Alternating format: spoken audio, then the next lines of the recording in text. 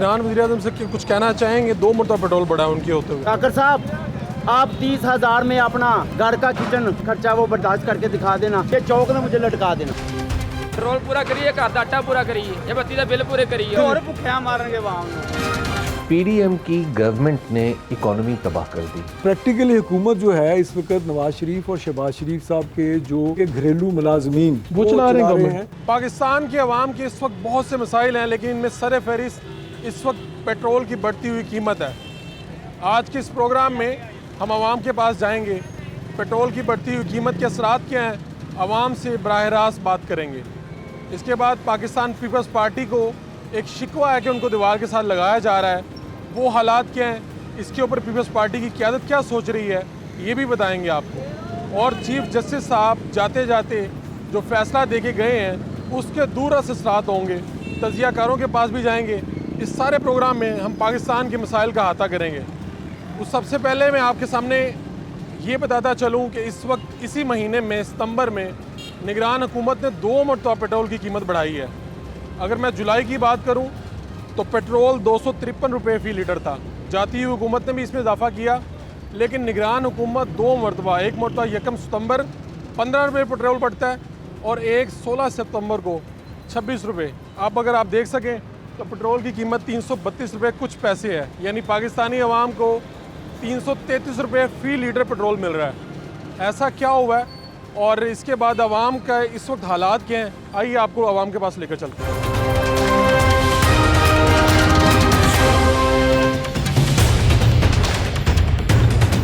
क्या हालात चल रहे हैं? हालात बहुत ख़राब हैं। ख़राब है? मुस्कुरा के बता रहे हैं। पेट्रोल डलवाने आए हैं जी। तो पहले से ख़त्म हो गया कि अभी? नहीं, अभी ख़त्म हुआ है यहाँ। अभी ख़त्म हुआ है। तो क्या सोचा कितना पेट्रोल डलवाना है? 300 का डलवा रहे हैं। 300 का? जी। 300 का पूरा लीटर नहीं आएगा। नहीं आ जाएगा। हाँ जी, पेट्रोल बहुत महंगा, 100 रुपये का 100 रुपये का बस। इसमें से तो ज़्यादा देर नहीं चलेगी ये गाड़ी। चलेगी, बहुत अच्छी गाड़ी। अच्छा, क्या कहेंगे? पेट्रोल पेट्रोल लेने को आवाम गरीब, आवाम में रोटी खाने के पैसे नहीं, पेट्रोल कहाँ से लेंगे लोग? तो क्या सोचा, पेट्रोल ज़्यादा उतने डलवा रहे हैं, कम डलवा रहे हैं? कम डलवा रहे हैं। कम डलवा रहे हैं। हाँ।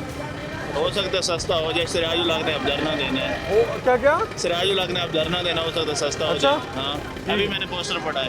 अभी क्या किया? पोस्टर लगे हुए थे। पोस्टर लगे हैं कि सस्ता हो सकता है। हाँ। ठीक है जी। उस्ताद अस्सलाम वालेकुम, कितने का डलवा रहे हैं पेट्रोल?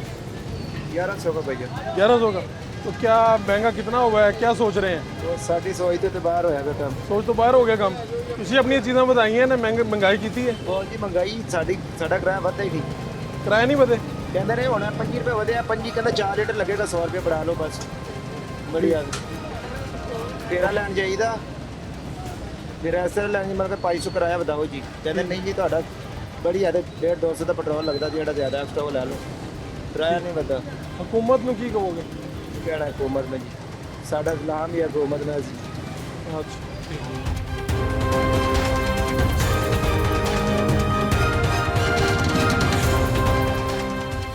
हाँ जी हाँ जी हाँ जी। मार गई, ये डरती दी है क्यों है क्यों है? की होया, पेट्रोल पूरा करिए, घर का आटा पूरा करिए, ये बत्ती का बिल पूरे करिए, और की होया है।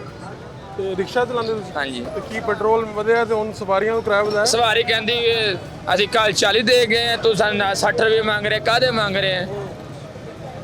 ਤੇ ਤੁਸੀਂ ਨਹੀਂ ਵਧਾਇਆ ਕਿਰਾਇਆ? किराया बताया ने, सवारी देंदी नहीं है, बच्चे का पालना ही ने। ਠੀਕ, ਕਿੰਨਾ ਪੈਟਰੋਲ ਪਵਾ ਰਹੇ ਹੋ, ਕਿੰਨਾ ਲੋਕ ਘੱਟ ਹੋਏ ਨੇ, ਸਵਾਰੀਆਂ ਸਹੀ ਜਾ ਰਿਹਾ ਕੰਮ? सवारियाँ कितने सही जा रहे हैं, कार जिथे अगे 800 बजता सी, 300 बजे, 300 घर चलते हैं। ਕੀ ਕਹੋਗੇ, गवर्नमेंट से क्या कहना चाहेंगे आप? गवर्नमेंट से हम क्या कहना चाहेंगे, गवर्नमेंट से ये करेंगे कि कोई मजदूर का, किसानों का ख्याल करे। ख्याल करें मजदूर। ठीक। हाँ जी, क्या कह रहे हैं? ਵਧਣਾ ਚਾਹੀਦਾ, 200 रुपये दीजिए रोज। क्यों क्यों क्यों? इमरान खान ने बहुत कुछ दिता है ना सानू। अच्छा, हाँ नहीं ये पेट्रोल महंगा होया है, ਹੁਣ ਤੇ ਉਹ ਨਹੀਂਗਾ। भाई पेट्रोल महंगा हो रहा है, देखो नुकसान ही हो रहा है, ट्रांसपोर्ट का ही नुकसान है, सानू सवारी किराया भी नहीं देंदी। ठीक है, हाँ जी, बहुत हालात बुरे होए पैने। अच्छा, हाँ जी, ਕੀ पेट्रोल ਕਹਿਣਾ ਚਾਹੋਗੇ जनाब? जनाब भाई पेट्रोल के बारे कहना चाह रहे हैं। ਕਹੋ ਨਾ, ਕੁਝ ਕਹੋ बड़े ਤਾਂ ਸਹੀ। परेशान है ਇਹਨਾਂ ਦਾ ਕੁਝ ਕਰੋ, ਕੀ ਕਰੀਏ? ਮਿਹਰਬਾਨੀ ਤੁਹਾਡੀ ਕੋਈ ਉਹਨਾਂ ਨੂੰ ਤੁਸੀਂ ਕਹੋ, ਬੋਲੋਗੇ ਤਾਂ ਕੁਝ ਕਰਾਂਗੇ ਨਾ। ਸਾਡੇ ਤੇ ਮਿਹਰਬਾਨੀ ਕਰਨ, ਕਿਉਂ ਮਾਰ ਲਿਆ? ਪੈਂਡਾਂ ਪਾਟੀਆਂ ਬੱਚਿਆਂ ਦੀਆਂ, ਉਹਦੇ ਆ ਰਿਕਸ਼ਾ ਡਰਾਈਵਰਾਂ ਦੇ ਹੋ ਗਏ ਨੇ, ਇਸ ਤੋਂ ਬਾਅਦ ਹੋਰ ਕੀ ਕਰਨਾ? 332 ਰੁਪਏ ਪੈਟਰੋਲ ਕਰ ਦਿੱਤਾ ਅਸੀਂ ਤਾਂ ਮਰ ਗਏ ਥਾਂ ਤੇ ਇਹਨਾਂ ਕਹੀਏ ਨਾ ਕਿਰਾਇਆ 60 ਰੁਪਏ ਹੋ ਗਿਆ ਅੱਗੋਂ ਸਿਰ ਪਾੜ ਨਹੀਂ ਸਾਡਾ ਕੀ ਕਰ ਦੀ ਸਿਰ ਪਾੜ ਦੀ ਮਜ਼ਦੂਰੀ ਹਾਂਜੀ ਪੈਟਰੋਲ ਮਹਿੰਗਾ ਹੋਇਆ ਤੁਸੀਂ ਤਾਂ ਸਾਰੇ ਬੜੇ ਖੁਸ਼ ਨਜ਼ਰ ਆ ਰਹੇ ਹੋ ਨਹੀਂ ਸਰ ਖੁਸ਼ ਕਿੱਥੇ ਆ ਇਹ ਭੁੱਖ ਦੀ ਵਿਆਹ ਤੋਂ ਖੁਸ਼ ਨੇ ਕਿ ਹੋਰ ਭੁੱਖਿਆਂ ਮਾਰਨਗੇ ਆਵਾਮ ਨੂੰ ਪਿਛਲੇ ਮਹੀਨੇ ਬਿੱਲਾਂ ਤੋਂ ਜਾਨ ਕੱਢੀ ਨਹੀਂ ਹੁਣ ਪੈਟਰੋਲ ਮੰਗਾ ਕਰਕੇ ਜਾਨ ਕੱਢੀ ਜਾ ਰਹੇ ਹੁਣ ਵੇਖੋ ਇਸ ਮਹੀਨੇ ਬਿੱਲ ਕੀ ਕੱਢਦੇ ਨੇ ਆਵਾਮ ਹੁਣ ਕੁਝ ਜੋੜੇਗੀ ਨਹੀਂ ਇਹਨਾਂ ਨੂੰ ਹੀ ਦੇਗੀ ਤੇ ਇਹਨਾਂ ਦੀਆਂ ਜੇਬਾਂ ਨਹੀਂ ਭਰੀਚਣਗੀਆਂ ਵੇਲੀਆਂ ਹੀ ਰਹਿਣਗੀਆਂ क्या कहेंगे वजीर आजम साहब से क्या ਵਜ਼ੀਰ ਆਜ਼ਮ ਨੂੰ ਕੀ ਕਹਿਣਾ ਜੀ ਜਿਹੜਾ ਬੈਂਦਾ ਉਹ ਮੰਗਿਆਈ ਕਰਕੇ ਚਲਾ ਜਾਂਦਾ ਉਹ ਕਹਿੰਦੇ ਜੀ ਪਿਛਲੇ ਦੇ ਆਰਡਰ ਨੇ ਸਾਡੇ ਦੇ ਹੱਥਾਂ ਵਾਸੀ ਕੋਈ ਗੱਲ ਨਹੀਂ ਜੇ ਸਾਡਾ ਪੇਟ ਭਰੀ ਜਾਵੇ ਬਸ ਉਹਨੇ ਚੱਲ ਵੀ ਹੁਣ ਤੇਰੀ ਵਾਰੀ ਤੂੰ ਆ ਘਰਾਂ ਤੋਂ ਪੈਸੇ ਹਾਂਜੀ ਇਹਨਾਂ ਦੇ ਘਰਾਂ ਦੇ ਵਿੱਚੋਂ ਅਰਬਾਂ ਰੁਪਈਆ ਨਿਕਲਣ ਦਾ ਪੈਸੇ ਨਹੀਂ ਹੈਗੇ ਇੰਨੀ ਮਹਿੰਗਾਈ ਕਰਕੇ ਪੈਸਾ ਕਿੱਧਰ ਜਾ ਰਿਹਾ ਇਹਨਾਂ ਨੂੰ ਇਹ ਤੇ ਪੁੱਛਿਆ ਜਾ ਸਕਦਾ ਫੰਡ ਇਕੱਠਾ ਕੀਤਾ ਨੇ ਕਿੱਥੇ ਗਿਆ ਫੰਡ ਸਾਡੇ ਤੇ ਮਿਹਰਬਾਨੀ ਕਰਨ ਮਾੜੇ ਬੰਦੇ ਆ ਸਾਡੇ ਤੇ ਮਿਹਰਬਾਨੀ ਕਰਨ ठीक है ये पेट्रोल महंगा हुआ है आप पे कोई असर पड़ा है इसका जी बिल्कुल पड़ा है क्या क्या हुआ है हर चीज़ महंगी हो रही है कुछ भी ऐसी चीज़ नहीं है जितनी मतलब जितनी भी गरीब जो चीज़ें खरीद सकता है या खा सकता है ना उनमें कोई एक चीज़ है जो सस्ती है तो जो आपका ही काम है यानी इसमें भी कुछ महंगा हुआ अभी जाहिर बात है इसमें भी महंगा हुआ है ठीक है हाँ जी यानी पहले आप कितने का खरीदते हो और आप कितने का आता है पहले ये नारियल तकरीबन कोई 150 का हम सेल कर रहे थे 150-200 का अब तो जो हमें जो है ना 350-400 रुपये में ख़रीद हो रही है ठीक है तो आगे क्या बेचें आगे जो ग्राहक है वो पैसे नहीं देता तो क्या हालात है जी मैं रिक्शा चलाता हूँ हाँ। ठीक है आपने पेट्रोल अभी 30 रुपए बढ़ गया है हाँ और सवारी किराया ज्यादा नहीं दे नहीं दे रही। पहले से भी कम 10 रुपए कर रही है पहले से भी कम पहले से भी बोलते हैं तो आप जब बोलते हो सवारी को कि यार ड्राइवर का किराया किराया अभी 100 रुपए वैगन का किराया सर रिक्शे का भी 120 रुपए बहुत मुश्किल से देते हैं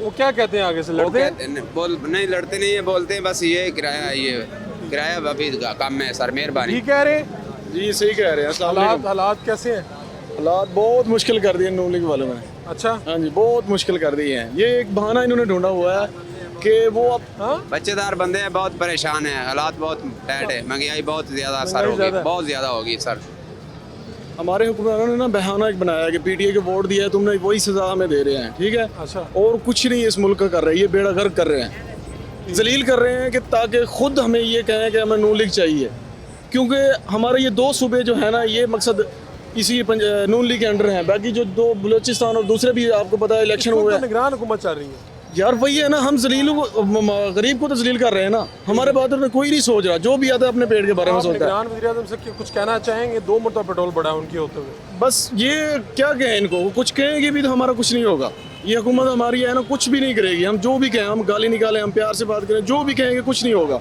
ठीक है एहसास बिल्कुल नहीं है हालात ये मांगने पे मजबूर कर रहे हैं आवाम को ये नहीं कि रक्शे वाले किसी को किसी मजदूर से पूछें वो जलील है क्योंकि 1000 दिहाड़ी है 2000 का खर्चा उसके घर का क्या करेगा वो पूरा तो नहीं होगा ना बस रब ही है जो चला रहा है ये इनके हाथ में हो तो ये तो एक गला घुट के मार दें इतना जालिम अभी हमें हुकूमत बन गई है पाकिस्तान की ये हालात हैं हाँ जी जनाब हालात बताएं क्या हालात चल रहे हैं महंगाई हो रही है पेट्रोल बढ़ रहा है क्या फ़र्क पड़ा है क्या हालात कैसे हों इन्होंने 16 माह में तबाही फेर दी है हाँ गरीब रोटी खाए बच्चों का पेट पाले या मकान का किराया दे ये आए थे महंगाई ख़त्म करने के लिए ठीक है जी 16 माह में इन्होंने हर चीज़ का रेट देखे डबल कर दिया अब ये देखें ये सारी दिहाड़ी का पेट्रोल है अभी रात को इन्होंने झटका दिया है तो गरीब ये करेंगे क्या सारा दिन क्या कमाएंगे क्या बच्चों को खिलाएंगे क्या खुद खाएंगे क्या करेंगे सही है तो क्या इन जो इस वक्त निगरान हुकूमत है उनसे कुछ कहना चाहेंगे वो काकर साहब तो कह रहे हैं जी जब बस फजूल सी बातें कर रहे हैं कोई बात नहीं है बिल ज़्यादा नहीं आ रहे बस बातें ही कही जा रहे हैं और 200 यूनिट है तो बिल जो है ना वो 20-20 25-25 हज़ार जिसका 700-800 हज़ार रुपया दिहाड़ी है 30,000 का महीना काकर साहब आप 30,000 में अपना घर का किचन और खर्चा वो बर्दाश्त करके दिखा देना तो जो हमें फांसी दे दें आप कहते हैं 30,000 में तो कुछ भी नहीं होना 30,000 तो बिल चला गया हाँ। बच्चों को फल नहीं कोई खिला सकता इतनी महंगाई आ गई है तो वज़ीर आज़म साहब आप अगर इतने में पैसे पूरे करके दिखाएं अपने घर के ये चौक में मुझे लटका देना ऐसा मुमकिन नहीं बिल्कुल ठीक कह रहे हैं आप ठीक है ये इस वक्त हालात आप देख रहे हैं आप जहाँ पे भी जाएं पूरे पाकिस्तान में ऐसी महंगाई है और पेट्रोल 2 मरतबा निगरान हुकूमत के होते हुए बढ़ा। इससे पहले भी 16 माह में पेट्रोल की जो कीमतें हैं, बेच रहा हूँ मैं। हाँ जी, ये मोटरसाइकिल 3 व्हीलों वाली बेच रहा हूँ। ये तो अभी नई लग रही है। नहीं, पुरानी है लेकिन बेच रहा हूँ। साइकिल लेनी है अब 3 व्हीलों वाली, मजदूरों वाली। पेट्रोल कहाँ से डलवाऊँ? जल्दी का काम मुश्किल हो गया इसका, बहुत ही मुश्किल हो गया है। इतनी जल्दी कोई भी नहीं बढ़ा जितनी जल्दी इन्होंने बढ़ा दिया है। अब हम लोग क्या करें? जल्दी का काम करता हूँ मैं। हाँ, जितने थोड़े से पैसे होते हैं, पेट्रोल डलवाना है, काम पे भी जाना है, आना जाना है। अब साइकिल लेने लगा हूँ, कल परसों साइकिल लेके आनी कैसे मैंने। वो साइकिल चलाएंगे? ये तो चलो आपके 3 लिए व्हीलों वाली आसानी है। साइकिल है, हाथों से चलती है, वह इस तरह चलती है। हाँ। अपनी ही मेहनत से चलाएंगे उसको। फिर इनकी मेहनत से तो नहीं चलाएंगे ना। सहूलत थी फिर भी, मेरे लिए सहूलत ही है। हाँ। लेकिन अब सहूलत खत्म हो पेट्रोल जाएगी। आपका पूरे नहीं पड़ रहा। पूरे ही नहीं बढ़ रहा पेट्रोल। इतना यकदम बढ़ा दिया इन्होंने, इनको ख्याल ही नहीं है। गरीब अवाम है, पाकिस्तान का ख्याल रखना चाहिए। ये पाकिस्तान को डूबने टुरे हुए हैं। पाकिस्तान को उतारना चाहिए, ये तो डूब रहे हैं। बिल्कुल इस तरह तो नहीं होता। हम जैसे गरीब आदमी कहाँ जाएंगे? मैं नहीं हूँ, हजारों लोग पड़े हुए हैं गरीब। किधर से खाएं, किधर से दें? हर चीज़ तो महंगी कर दी है, किधर से गुजारा करें? ਹੁਣ ਬਾਤ ਗੁਜ਼ਾਰੇ ਕੀ ਨਹੀਂ ਹੈਗੀ, ਹੁਣ ਤਾਂ ਮੰਗਣ ਵਾਲੀ ਗੱਲ ਬਣ ਗਈ ਹੈ। ਪੈਸਾ ਹੀ ਕੋਈ ਨਹੀਂ। ਤਨਖਾਹ 16000 ਕੋ ਦੇ ਰਹੇ, 17000 ਦੇ ਰਹੇ, ਆਂਦਾ ਭਾਈ ਕੰਮ ਕਰਨਾ ਤੇ ਕਰੋ, ਨਹੀਂ ਕਰਨਾ ਤੇ ਘਰ ਨੂੰ ਜਾਓ। ਬਾਹਰ ਜਾਈਦਾ, ਇੱਕ ਬੰਦਾ ਜਾਂਦਾ 10 ਬੰਦੇ ਖੜੇ ਹੁੰਦੇ। ਹੁਣ ਤਾਂ ਵਿਗਾੜੀ ਹੋ ਗਿਆ ਹੀ। ਆਪਕੇ ਪਾਸ ਹੈ ਤਾਂ ਤੁਹਾਨੂੰ ਦੋ ਮੰਗਣ ਵਾਸਤੇ, ਵੀਕ ਦੋ ਤੋਂ ਹੀ ਹੈ ਪਾਸੇ ਦੋ 10 ਰੁਪਏ ਸਾਨੂੰ। ਸਾਡੇ ਪਾਸ ਪੈਸਾ ਹੀ ਕੋਈ ਨਹੀਂ, ਅਸੀਂ ਕੀ ਕਰੀਏ? ਅਸੀਂ ਕੁਝ ਹੀ ਨਹੀਂ ਕਰ ਸਕਦੇ, ਸਾਡੇ ਪਾਸ ਕੋਈ पैसा नहीं। हालात आप देख रहे हैं इस वक्त। सितंबर के महीने की मैंने बात बताई कि 2 मरतबा पेट्रोल बढ़ता है। एक मरतबा 15 रुपये, एक मरतबा 26 रुपये। और जुलाई में 253 रुपये और अब जाके 333 रुपये पेट्रोल हो गया है। लोग अपनी बाइक्स बेचने पे मजबूर हैं। जो हालात हैं वो आपके सामने हैं। लोग कह रहे हैं इससे बेहतर है कि हम भीख मांग लें। निगरान वज़ीर आज़म नवारुल्लाह काकड़ साहब, आपको सोचना होगा कि इस वक्त आज का जो पाकिस्तानी है, 25 करोड़ अवाम, वो आपकी तरफ देख रहा है बड़ी उम्मीद के साथ। पाकिस्तान के बेशुमार मसाइल होंगे, सियासी मसाइल हो सकते हैं, दीगर मसाइल हो सकते हैं, लेकिन इस वक्त सबसे बड़ा मसला महंगाई है जिसमें आवाम पिस रही है। एक शॉर्ट कमर्शियल ब्रेक के बाद आएंगे तो आपको बताएंगे कि पाकिस्तान के दीगर जो सियासी मसाइल हैं वो किस तरफ जा रहे हैं, क्या हालात हैं, तजियाकार क्या कह रहे हैं, सियासी पार्टियाँ क्या सोच रही हैं। एक ब्रेक।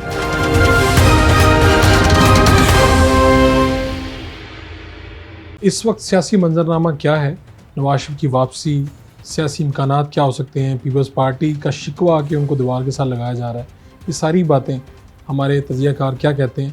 मेरे साथ आज सीनियर सहाफ़ी तजियाकार जनाब हबीब अकरम साहब मौजूद हैं। हबीब साहब, बहुत शुक्रिया आपने वक्त दिया। सबसे पहले तो ये कि ये जो चीफ साहब जाते जाते फैसला देते हैं, इसको किस तरह से देखते हैं? मैं ये समझता हूँ कि ये फ़ैसला बड़ा मुनासिब है और साइब है। उसकी वजूहात कुछ कानूनी हैं और कुछ सियासी हैं। देखिए, 2022 में जब ये हुकूमत बनी, यानी PDM की जो हुकूमत बनी, जिसका तसलसल आज तक हम निगरानों की सूरत में भी खैर देख ही रहे हैं, तो PDM की गवर्नमेंट ने इकॉनमी तबाह कर दी। इकॉनमी के आप अपनी करेंसी की हालत देख लीजिए, अपने इंपोर्ट एक्सपोर्ट की हालत देख लीजिए, अपने GDP की ग्रोथ देख लीजिए। और इसका दावा क्या था कि मुल्क इकॉनमी तो इकनॉमिकली तबाह हो रहा है तो हम उसको संभालेंगे, ठीक है। और प्रैक्टिकली मुल्क उससे ज़्यादा तबाह हाल हमें मिला जब उनकी मुद्दत ख़त्म हुई।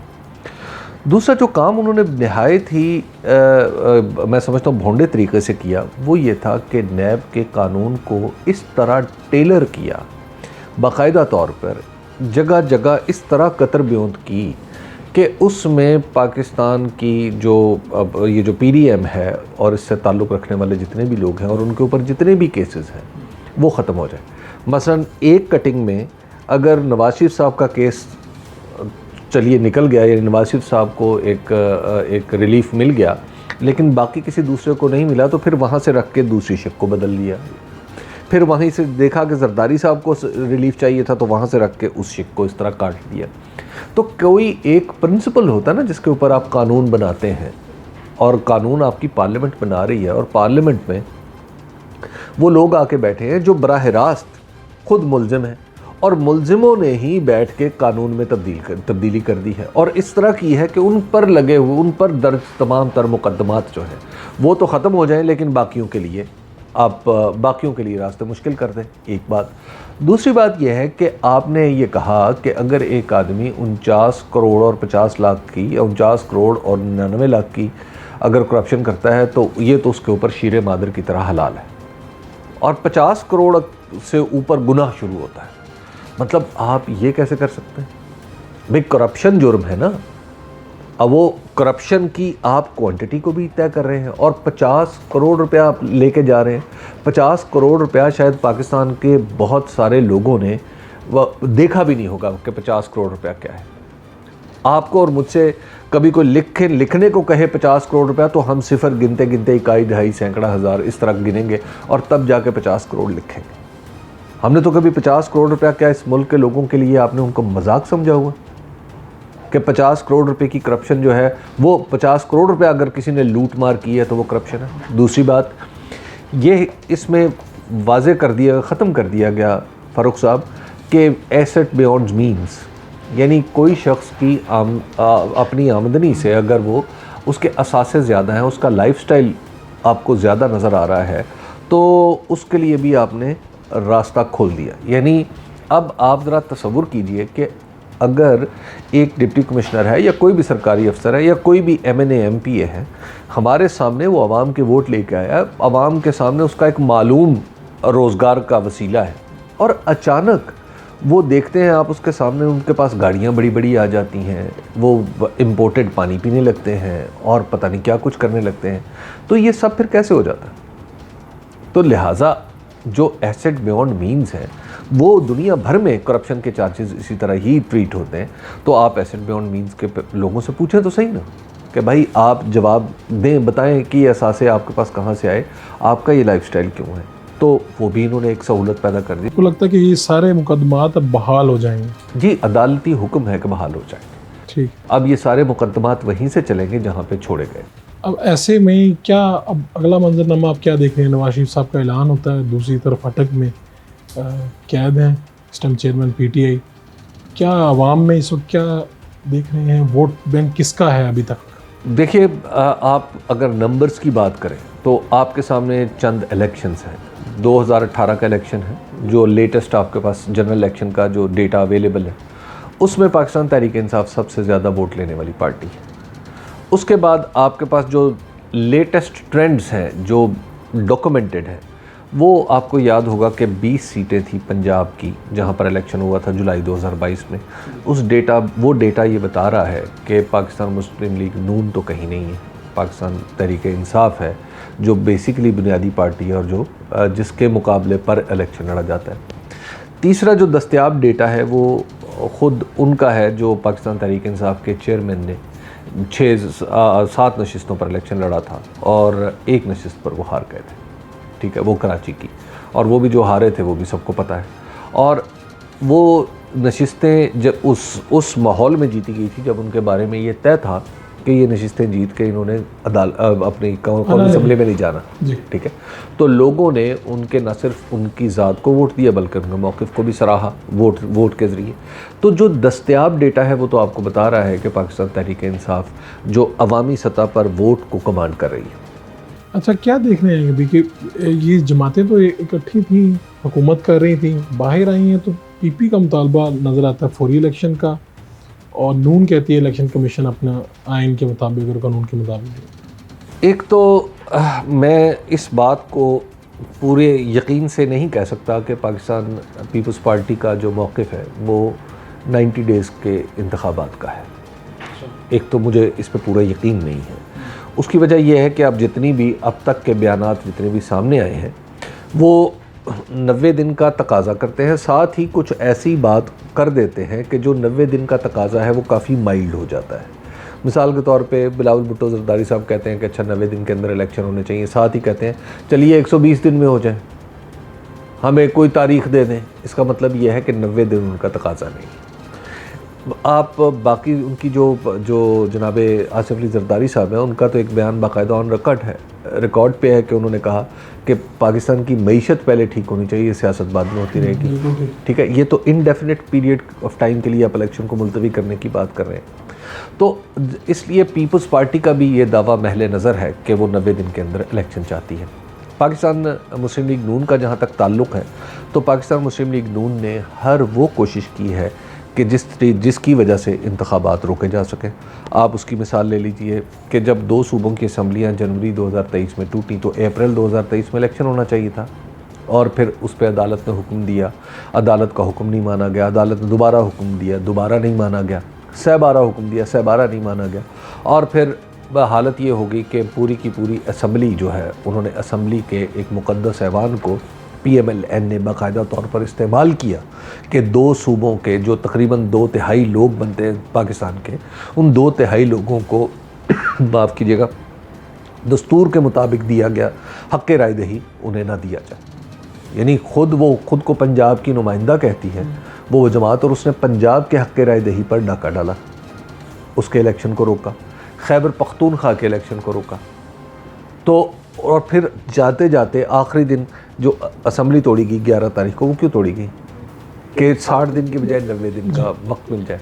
फिर उसके बाद बाकायदा तौर पर, और उसमें पीपल्स पार्टी भी शामिल है, कि सभी जमातों ने मिल के नई मरदमशुमारी का नोटिफिकेशन कर दिया ताकि मज़ीद वक्त मिल जाए, इलेक्शन आगे निकल जाए, आगे चला जाए। तो जब आपकी हर मूव इलेक्शन को आगे करती हुई नज़र आती है, डिले करती हुई नज़र आती है। फिर मौलाना फजल रहमान है, मौलाना फजल रहमान जो है वो फ़िक़ही किस्म की गलतियाँ इसमें निकालते रहते हैं कि नहीं सदर का इख्तियार नहीं है, नहीं इख्तियार तो वहाँ पे है, अच्छा जी ये जो आइन की फ़लाँ शिक है इस पे ज़म्मा होना चाहिए था, फ़लाँ जो है नहीं ये तो मकसूर है, यहाँ पे तो नून गुन्ना होना चाहिए, यहाँ पे तो आवाज़ इसकी जो है वो तनवीन की होनी चाहिए। अब मसला ये है कि जब आप इस तरह की बहसें शुरू कर दें जिनका कोई सर पैर ना हो, लेकिन आप अपनी गुफ्तगू के लच्छेदार होने की वजह से या लफ्ज़ों पर अपनी गिरफ्त होने की वजह से आपकी गुफ्तगू बज़ाहिर बामानी लगे लेकिन अमलन उसमें कोई चीज़ ना हो, तो फिर आप अंदाज़ा कर सकते हैं कि असल सूरत क्या है।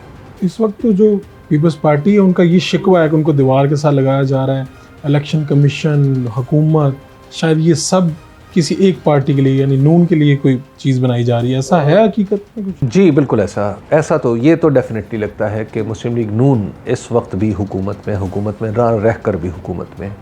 आप देख लीजिए कि पिछले 1 साल से तकरीबन आप देख रहे हैं कि यहाँ पे पंजाब में निगरान हुकूमत जो है वो कायम है। जनाब मोहसिन नकवी साहब के बारे में आप और मैं बड़ी अच्छी तरह जानते हैं कि मोहसिन नकवी साहब की हमदर्दियाँ किसकी तरफ हैं। उसके बाद फिर उनकी काबीना में ऐसे लोग हैं जो हमेशा हमें पाकिस्तान मुस्लिम लीग नून की साइड पे नज़र आते रहे, और इसी काबीना के यानी जो पंजाब की काबीना है इसके वज़ीर आमिर मीर साहब हमारे हमकार भी रहे हैं, लेकिन जिस तरह वो बाकायदा तौर पर पाकिस्तान तहरीक इंसाफ के ख़िलाफ़ एक पोजीशन लेके बात करते रहे हैं बतौर वज़ीर, तो वो आपको सारी सूरत हाल ज़ाहिर व बाहिर कर देता है। फिर अभी हाल ही में पंजाब हुकूमत ने उन तमाम स्कीमों को, तरक्याती स्कीमों को फ़ंड्स फराहम करने का फ़ैसला किया जो पाकिस्तान मुस्लिम लीग नून के MPs ने दी हुई थी। ये बड़ी शिकायत है जी। उसके बाद फिर पाकिस्तान जो पंजाब पुलिस है जिस तरह वो बिहेव करती है, और हमारे IG साहब जिस तरह बाकायदा तौर पर एक जमात का नाम, कभी नाम लेके तो नहीं लेकिन नाम लिए बगैर सजेस्टिव अंदाज में उसे झूठा कहेंगे, उसको कहेंगे प्रोपेगेंडा करने वाला। तो और फिर पुलिस जो है जनरली पुलिस हर उस शख्स को पकड़ेगी जिस शख्स के ऊपर गुमान है कि ये पाकिस्तान तहरीक इंसाफ का है, और फिर ये शिकायत आम होगी कि पाकिस्तान मुस्लिम लीग नून के अरकान असम्बली या उम्मीदवाराने असम्बली वो बाकायदा तौर पर फ़हरिस्तें फ़राहम कर रहे हैं और कारकुनों की जो उनके इलाकों में है पाकिस्तान तहरीक इंसाफ के, और उन्हें पुलिस पकड़ती है। और फिर पुलिस न सिर्फ पकड़ती है बल्कि जाके उनके घरों पर इस तरह हमला करती है जैसे किसी मुल्क दुश्मन के घर पर ये चढ़ दौड़े हैं। तो इस तरह धावा बोलना ये पंजाब हुकूमत ही कर रही है ना, और हमारे वज़ीर आला के अंडर वॉच हो रहा है। तो जब ये सब कुछ हो रहा होगा तो कौन कहेगा कि ये पंजाब हुकूमत जो है वो एक यूँ कही गैर जानिबदाराना हुकूमत है। यहाँ तक पीपल्स पार्टी भी शायद यही चाहती थी पंजाब में। अब आ जाइए निगरान में असल जो विफाक में ये तासुर पैदा हुआ है, और उसमें पीपल्स पार्टी का तासुर बड़ी हद तक दुरुस्त है। आप देख लीजिए कि वज़ीर आज़म के प्रिंसिपल सेक्रेटरी कौन है, जनाब तौक़ीर शाह साहब। तौक़ीर शाह साहब पहले क्या थे? वो पहले शहबाज शरीफ साहब के प्रिंसिपल सेक्रेटरी थे, और उसके बाद आपको याद है 2014 में तौक़ीर शाह साहब को बाकायदा तौर पर कुछ बचाने के लिए यहाँ से भेजा भी गया था, मुल्क से बाहर भी भेजा गया था। 2014 के बाद कुछ यानी कहीं उनके ऊपर कोई मुकदमा ना बन जाए, उन्हें बाकायदा तौर पर बाहर की पोस्टिंग मिली थी, यहाँ तक उनकी हिफाजत की गई थी। आहद चीमा साहब जो इस वक्त भी कैबिनेट का हिस्सा हैं, उनके साथ ज़्यादती हुई, जो कुछ भी हुआ वो एक अलग मामला है। लेकिन उस पूरे एपिसोड में उनके और PMLN के दरमियान एक बहुत ही गहरा ताल्लुक उभर के सामने आया और फिर वो बाद में उन्हें एनाम इकराम के तौर पे उनको और दुरुस्त किया। ज़ाहिर है जब वो नौकरी छोड़ चुके थे तो बाकायदा तौर पर उन्हें शहबाज शरीफ साहब ने अपनी कैबिनेट का हिस्सा बनाया। अब वो निगरान हुकूमत में भी बैठे। और फवाद हसन फवाद साहब के बारे में हम सब जानते हैं कि वो नवाज शरीफ साहब के बहुत कॉन्फिडेंट थे और मैं समझता हूँ कि पाकिस्तान की सिविल सर्विस में फवाद साहब उन लोगों में से है जिन्हें जेम कहा जाता है, जो हीरे हैं। लेकिन इस हीरे का और जौहरी का ताल्लुक़ जो है वो हमें पता है कि और फवाद साहब की वो जितने मोहतरम और मुकर्रम आदमी हैं, इस मामूली सी वजारत ने उनकी इज़्ज़त में कोई इजाफ़ा नहीं किया, बल्कि मैं समझता हूँ कि उनके ऊपर एतराज़ का कुछ दरवाज़ा खुल गया है कि खुदा न खास्ता वो भी किसी ऐसे सेटअप का हिस्सा बने हैं जो इसलिए तरतीब दिया गया है कि पाकिस्तान तहरीक इंसाफ के साथ ज़्यादती की जा सके। तो लिहाजा इस हुकूमतों के बारे में ये तासुर जो है, और फिर सिर्फ अच्छा चलिए अगर आपने इवन हैंडेड ही रखना, चलिए पाकिस्तान तहरीक इंसाफ तो इस वक्त वैसे ही मातूब है, लेकिन अगर आपने इवन हैंडेड ही रखना था तो फिर पीपल्स पार्टी से भी कुछ लोगों को कहते हैं कि आप भी तशरीफ़ ले आए ताकि, और हज़रत मौलाना की हुकूमत जिस तरह कायम है खैबर पख्तूनख्वा में, इसमें और क्या शक है। तो अब आपको ख्याल में इलेक्शन आपको नज़र आते हैं? जी, मुझे इलेक्शन नज़र आते हैं, बिल्कुल आते हैं। उसकी एक वजह तो यह है कि इलेक्शन होने चाहिए, दस्तूर में लिखा है। अगर तो आपने इलेक्शन, आप इस दस्तूर में बहुत खींच तान के ज़्यादा से ज़्यादा उन इलेक्शंस को जनवरी फरवरी तक ले जा सकते हैं, उसके बाद दस्तूर अमली तौर पर टूट जाएगा। तो मैं नहीं समझता कि हमारे मुल्क में इस वक्त जो हमारी इस्टेब्लिशमेंट है वो दस्तूर को तोड़ना चाहती है इस तरह ब्लैटेंट अंदाज में। ओके, ठीक है। तो मुझे ऐसे लगता है कि इलेक्शन होंगे। दूसरी बात यह है कि इस्टेब्लिशमेंट के ऊपर जो सबसे बड़ा दबाव आया है वो ये है कि चलिए इमरान खान से तो आप राज़ी नहीं थे, लेकिन आप उनकी जगह किन लोगों को लाएं। अमली तौर पर इस्टेब्लिशमेंट ने ये भी तो सारा बोझ खुद उठाया ना। तो आपको लगता है कि बहुत ज़्यादा देर तक इस्टेब्लिशमेंट अपने कंधों पर नहीं रखेगी? मेरा ख्याल है उतरना शुरू हो गया, इलेक्शन की तरफ जाएंगे। मेरा ख्याल है उतरना शुरू हो गया है, वो प्रोसेस स्टार्ट हो गया। ठीक हो गया। आपका बहुत बहुत शुक्रिया जनाब। हबीब साहब की आपने राय सुनी, उनको इलेक्शन नज़र आ रहे हैं। एक short commercial break.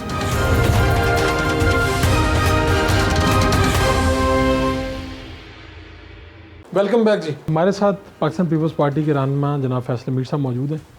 Faisal Mir साहब, ये इस वक्त क्या चल रहा है पाकिस्तान पीपल्स पार्टी को? कहीं पे ये जो इस वक्त हुकूमत है निगरान, इसके ऊपर भी तहफ़्फ़ुज़ात हैं, इलेक्शन कमीशन पे भी तहफ़्फ़ुज़ात हैं। अभी सब कुछ तो ठीक चल रहा था पिछले कुछ माह पर। देखें, अभी पिछले कुछ माह से और आज में फ़र्क ये है कि जो मियाँ नवाज शरीफ साहब और शहबाज शरीफ साहब के जो पर्सनल आप कह लें ब्यूरोक्रेट्स, जिन्होंने कई साल कैद काटी नैब के केसेस में नवाज शरीफ और शहबाज शरीफ को डिफेंड करने के लिए, फवाद हसन फवाद, आहद चीमा, और इनके प्रिंसिपल सेक्रेटरी तो अंदर नहीं हुए थे, तोकीर शाह साहब। तो ये तीन लोग जो हैं ये इस वक्त फेडरल गवर्नमेंट को प्रैक्टिकली ये रन कर रहे हैं। ठीक है। जो निगरान सेटअप के लोग आए हैं उसमें काकड़ साहब जो वो बलूचिस्तान से हैं, उनको बिल्कुल हुकूमत का कोई एक्सपीरियंस नहीं है, और बाकी के जो लोग हैं वो उनके लिए ये प्राइम मिनिस्टर हाउस और कैबिनेट डिवीज़न के ऑफिसेज, ये सारे उनके लिए एक वो शाहकार हैं कि हम कहाँ आ गए हैं। तो प्रैक्टिकली हुकूमत जो है इस वक्त नवाज शरीफ और शहबाज शरीफ साहब के जो अब कह लें कि घरेलू मुलाजमीन वो चला रहे हैं, और हर चीज़ जो है वो मॉडल टाउन से या लंदन से वेट होती है, उसके बाद आगे बात बढ़ती है। तो इन हालात में अगर इलेक्शन कमीशन ऑफ पाकिस्तान ये कहे कि फवाद हसन फवाद का कोई ताल्लुक़ नहीं है नवाज शरीफ से, और आहद चीमा साहब को जानते ही नहीं है नवाज शरीफ, तो वो न्यूट्रलिटी इलेक्शन कमीशन की कहाँ गई? तोकीर शाह साहब जो हैं उनको इलेक्शन कमीशन के एक पीएन को भी पता है कि तोकीर शाह साहब कौन थे। तो ये इंटेंशनली हम मेरे ख्याल में ये पार्टी की पॉलिसी नहीं है, मेरे अपनी राय में ये इलेक्शन कमीशन और मुस्लिम लीग नून की क़यादत जो है उन्होंने आपस में हाथ मिलाए हुए हैं, और इस वक्त वो पाकिस्तान पीपल्स पार्टी को कॉर्नर करने के लिए पूरे तरीके से ना सिर्फ पंजाब में बल्कि सिंध के अंदर भी एक पूरा जाल बिछा रहे हैं। ये जो बातें बार बार हो रही हैं कि जी कुछ लोगों के नाम आ गए हैं, एयरपोर्ट से फ्लाई नहीं कर सकते, ये कहाँ से हो रही हैं सारी चीज़ें? यानी कि जी सिंध से कुछ लोग हैं, शिकंजा आने लगा है, ये हो सकता है, फिर एकदम सोशल मीडिया पे भी चीज़ आती है कि पीपल्स पार्टी के रहनुमाओं के घरों से ये बरामद हो रही हैं। ये सारी गेम कहाँ से चल रही है, क्या है? देखिए, ये एक आपको भी पता है कि हमारे एक जनरल साहब थे, वो एक जनरेशन वॉर का जिक्र करते थे, थर्ड जनरेशन वॉर का। ये नून लीग ने सोशल मीडिया को एक मॉन्स्टरस टूल के तौर पे इस्तेमाल करना शुरू किया है और उसमें मज़ीद एडवांस हो गए हैं ये, और हैवी किस्म की सैलरीज़ के ऊपर इन्होंने प्रोपेगेंडिस्ट जो हैं वो बिठाए हुए हैं।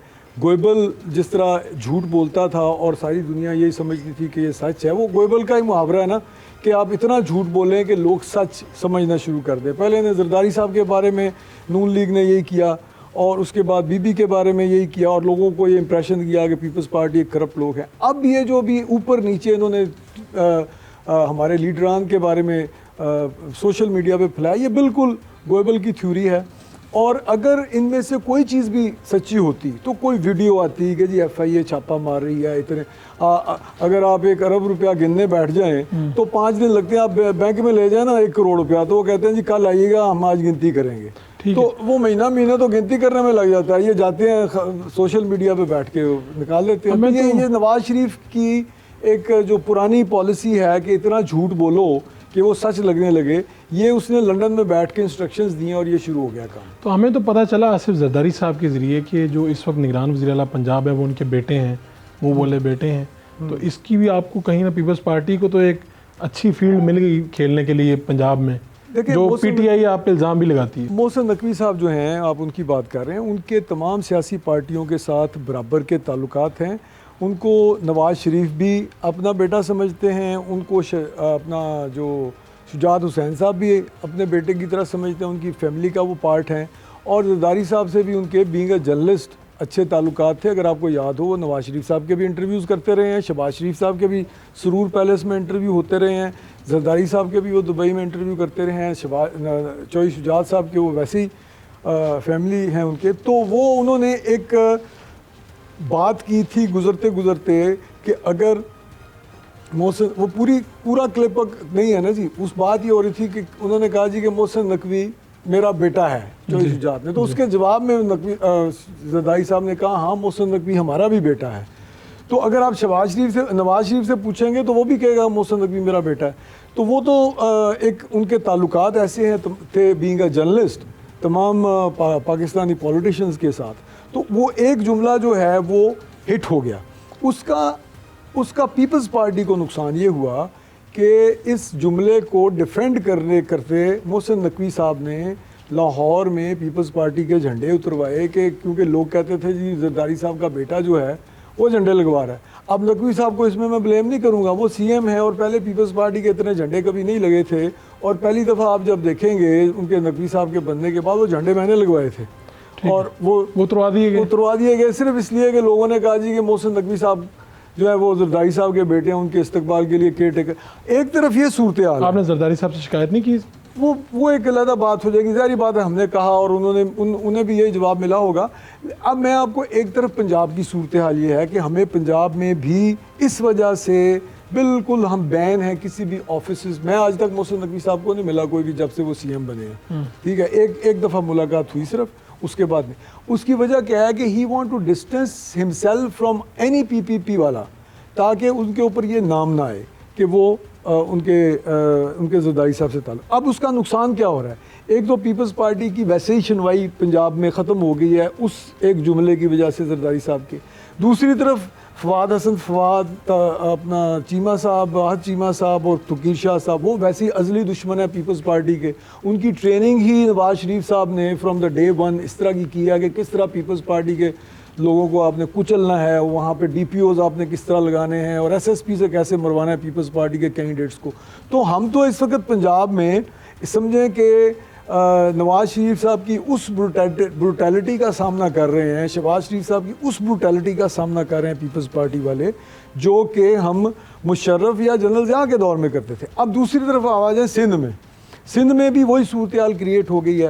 आहद चीमा साहब इस्टेब्लिशमेंट डिवीज़न के को वो कंट्रोल करते हैं। उन्होंने पहला ऑर्डर यही किया कि जी सारी जो वहाँ पे जो पुलिस ऑफिसर्स हैं, मुझे ये पता है, हो सकता है आई कुड बी रॉन्ग, लेकिन मुझे ये पता चला है कि पूरे सिंध में उन्होंने जो आपके GDA के रिश्तेदार ब्यूरोक्रेसी में ऑफिसर्स हैं, या जो MQM के, या जो मुस्लिम लीग नून के, या जो इनके दूसरी पार्टियों के लोग हैं, उनको उन्होंने अपॉइंट किया है, जो कि कभी भी वहाँ पे पीपल्स पार्टी के लोगों को सुख का सांस नहीं लेने देंगे। लेकिन इसका मतलब ये नहीं है कि पीपल्स पार्टी जो है ये ब्यूरोक्रेट से या पुलिस वालों से या इस तरह की हरकतों से कोई दबने वाली है। आपको इलेक्शन से हम लड़ेंगे, हम पहले भी लड़ते रहे इलेक्शन, और इस तरह की चीज़ें हमने सिंध में पहले भी फेस की हैं। जब वो अपने CM साहब थे, जो अल्लाह उन्हें जन्नत नसीब करे, जाम साहब, उनके दौर में सारा कुछ ये देखा है। तो पीपल्स पार्टी के खिलाफ कहीं इत्तेहाद बन रहा है सिंध में बहुत बड़ा? वो तो डेफिनेटली बन चुका है। अच्छा। और वो भी इलेक्शन में, मुझे तो इस तरह लगता है कि इलेक्शन कमीशन ऑफ पाकिस्तान जो है वो इस इत्तेहाद को देख रहा है कि ये किस तरह बन रहा है, और उसी हिसाब से जिस तरह इमरान खान को 2018 में एक वेल कैलकुलेटेड धांधली के साथ क्लीन स्वीप करवा के हर तरफ से, उधर से क्या नाम है आप KPK से और पंजाब से इतनी बड़ी तादाद में सीटें दे के, तो अब किसको लाया जा रहा है? अब नून लीग को लाया जा रहा है, और आप लोगों की मदद से लाया जा रहा है। आपको ये तो आपको शीशे में नजर आ रहा है। आप लोगों की मदद से लाया जा रहा है, हमारी मदद से नहीं लाया। 16 माह इकट्ठे थे, उसी अंडरस्टैंडिंग के बाद ये सारे फैसले हो रहे हैं। पॉलिटिक्स जो है ना, उसके सीने में दिल नहीं होता। जब हम उनके साथ 16 माह इकट्ठे थे तो उस वक्त मेरे ही एक लीडर ने मुझे ये बताया था कि आप 16 माह बाद आपके साथ जो इन्होंने कर रहे हैं वो आप देखेंगे, और मैं उस वक्त मानता नहीं था कि इस तरह हो सकता है। लेकिन जो उन्होंने इशारा किया उससे भी आगे निकल गए हैं ये। उस वक्त जो उन्होंने मुझे इशारा किया कि ये तुम्हारे साथ देखो करते क्या हैं। तो अब आप कह रहे हैं कि जी हलकों में इस वक्त मुस्लिम लीग नून के लोगों को फंड्स दिए गए हैं, खेलने की इजाज़त है, और पीपल्स पार्टी को किसी किस्म की। मैं आपको अपनी मिसाल देता हूं। मैं शाइस्ता मलिक साहबा के खिलाफ इलेक्शन लड़ा हूँ। उनके नीचे कैंडिडेट थे मियाँ सलीम साहब, वो इलेक्शन हार गए थे PTI से। नज़ीर चौहान साहब उस वक्त PTI के कैंडिडेट जीते थे, बाद में नून लीग ज्वाइन कर। उनको 25 करोड़ रुपए के फंड्स के टेंडर रिलीज हो चुके हैं, और अगर आप डॉक्यूमेंट्स देखें तो उसके आगे लिखा हुआ है, क्योंकि वो MPA नहीं है, scheme for notable of PMLN मियाँ मोहम्मद सलीम। ये 25 करोड़ रुपए के फंड्स जो हैं उन्होंने ये 7 UCO के लिए निगरान गवर्नमेंट ने की है। टेंडर की कॉपी मैं आपको दे सकता हूँ, मैं आपको उसकी सारी डिटेल्स दे सकता हूँ, कौन कौन सी UCO। इस वक्त आपकी क़यादत को ये सारी बातें उनको हमने बताई हैं, और वो इंशाल्लाह ताला इसके ऊपर कुछ ना कुछ करेंगे भी। पूरे पंजाब में MPAs और MNAs, ये जो आपने कर्जा लिया है IMF से, मेरे ख्याल से ये सारा कर्जा अब नून लीग अपने हलकों में वोट खरीदने के लिए इस्तेमाल करेगी, जो कि ना सिर्फ जुल्म है हमारे पाकिस्तान के इकोनॉमी के साथ भी, और आपको पता है कि इन टेंडर्स के साथ ये लोग क्या सलूक करते हैं। पीपल्स पार्टी जो है किसी भी किस्म का इंतखाबी इत्तेहाद नहीं करेगी नून के साथ, सवाल ही पैदा नहीं होता। इंशाल्लाह ताला नून लीग इस वक्त जिस तरह इनकी पॉपुलैरिटी कोलैप्स की है, इसको हम मज़ीद इसके ऊपर इसको नीचे लेके जाएंगे। और पीपल्स पार्टी अब 2018 वाली पीपल्स पार्टी इलेक्शन नहीं लड़ी। अगर फ़र्ज़ करें कि जो कि जिस तरह के गवर्नर साहब भी हम आपको कह रहे थे कि PTI के लिए इलेक्शन में कैंडिडेट्स देना जो है वो बड़ा मुश्किल होगा, तो हम लोग जो हैं, मैं ये नहीं कह रहा कि हम PTI के साथ इत्तेहाद करेंगे। उनका जो वोटर है उसने वो सारा पीपल्स पार्टी से ही गया था। पाकिस्तान में 2 पार्टी सिस्टम था, और वो पीपल्स पार्टी का वोटर PTI में चला गया। वो सारा वोटर अब फेज़ में दोबारा पीपल्स पार्टी उनको वापस ले आएगी। नहीं, वो खुद वापस आ रहे हैं। ठीक है, खुद वापस आ रहे हैं, क्योंकि they are all political workers. अब आपका मुकाबला नून से है या PTI से? हमारा नून से मुकाबला होगा। PTI की लीडरशिप भी इस वक्त जेल में है, और उनकी जो सेकंड टियर ऑफ लीडरशिप है वो भी अंडर विक्टिमाइजेशन है। They are not willing to come into election. तो उस सूरत हाल में PTI का जो पीपल्स पार्टी से गया हुआ वर्कर जो है वो वापस आ रहा है, क्योंकि उन्होंने भी यूनियन काउंसिल्स के इलेक्शन लड़ने हैं, उन्होंने भी वार्ड्स के इलेक्शन लड़ने हैं, and they need some political party. आपका बहुत बहुत शुक्रिया। Thank you.